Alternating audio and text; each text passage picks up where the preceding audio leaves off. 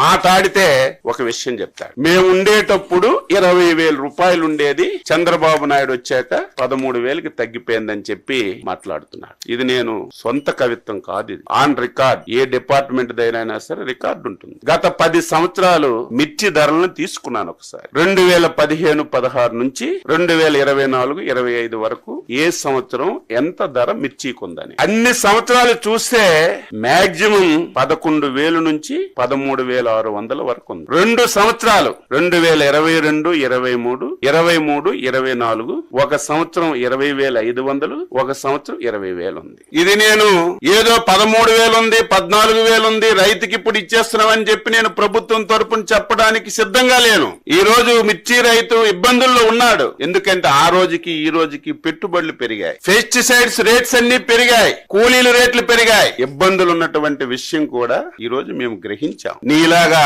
చేతులు కొట్టుకొని ముడుచుకోను, నీలాగా ఎవరో పేపర్ మీద రాస్తే చదవడము ఈ ప్రభుత్వానికి, ఈ ప్రభుత్వంలో ఉన్నటువంటి మాకు అవసరం లేదని చెప్పి తెలియజేస్తున్నాం. ఎంత తెలివైన వాడంటే జ్ఞానమున్న ఏ వ్యక్తి కూడా చేయడు. ఒక దంపుడు ఉపన్యాసం ఇచ్చావు కదా జగన్మోహన్ రెడ్డి, దీని ఒక్కదానికి నువ్వు ఆన్సర్ చెప్పు. ప్రభుత్వం మద్దతు ధర ఎప్పుడు ప్రకటిస్తుంది? మార్కెట్ లో ధర తక్కువ ఉంటే ప్రభుత్వం మద్దతు ధర ప్రకటించి ప్రభుత్వం వెంటనే ఇంటర్వ్యూన్ అయి కొంత డబ్బులు పెట్టి ప్రభుత్వం కొన్నప్పుడే మనం మాట్లాడాలి. ఎంత తెలివైన వాడంటే 9/1/2020 సంవత్సరం. ఇంకా అబద్ధం చెప్తే నేనేం చెప్పలేను. ఆ రోజుకి ఈ పెద్ద మనిషి ముఖ్యమంత్రి అని నేను అనుకుంటున్నాను. ఆ రోజు అగ్రికల్చర్ డిపార్ట్మెంట్ నుంచి, మార్కెట్ యార్డ్ డిపార్ట్మెంట్ నుంచి ఒక జీవో రిలీజ్ చేశారు. ఆ రోజు మధుసూదన్ రెడ్డి గారు స్పెషల్ చీఫ్ సెక్రటరీగా ఉన్నారు. ఆ రోజు రెడ్ సిల్లీకి ఈ పెద్ద మనిషి మార్కెట్ రేట్ ఎంత ఇచ్చాడంటే 7,000 రూపాయలు ఇచ్చాడు. ఈ పెద్ద మనిషి 7,000 రూపాయలు మార్కెట్ రేటు జీవో రిలీజ్ చేసిన నాటికి